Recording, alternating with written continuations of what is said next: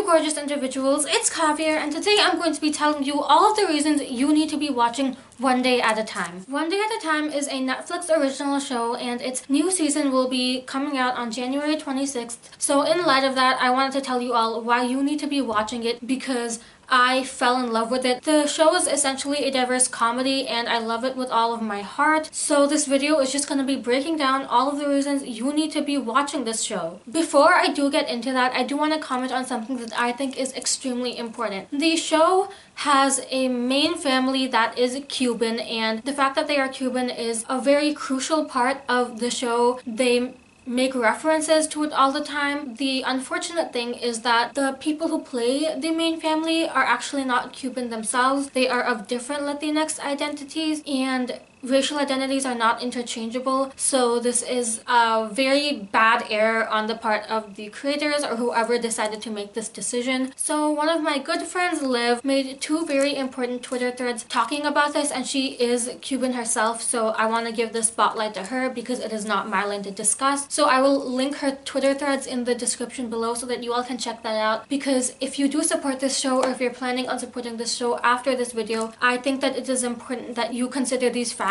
and that we are aware that this show did mess up on this. Now I'm going to change gears and get into all of the reasons you need to be watching it.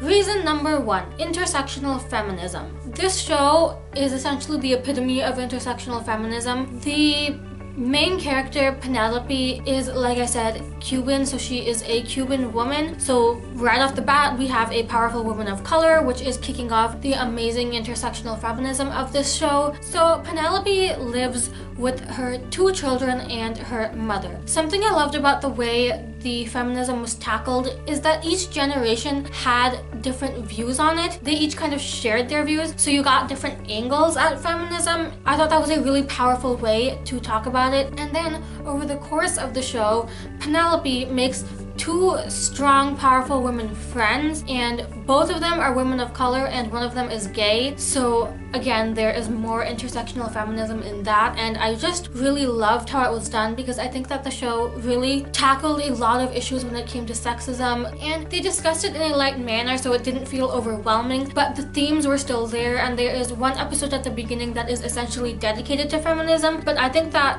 one of the underlying constant themes of the show is feminism because it's something that's so prevalent in the show. Reason number two, something queer. In this show, there is a gay main character, and I loved how that was done. I just think that the topic was handled really well, and I don't really want to get too into it because I actually think it's better to see that part of the show just by watching it, but I just loved how it was done so much, and I really think that they tackled that topic and they handled it very well. That's just another one of the many things I love about the show. Reason number three, immigration. The way this show touched on immigration made me cry. Like, I literally started crying at some points during it because of how well it handled that topic. Immigration is a hot topic right now, and it's one that needs to be considered and needs to be considered with care. And I think that this show did that so well. Reason number four, social justice warrior. Penelope's daughter,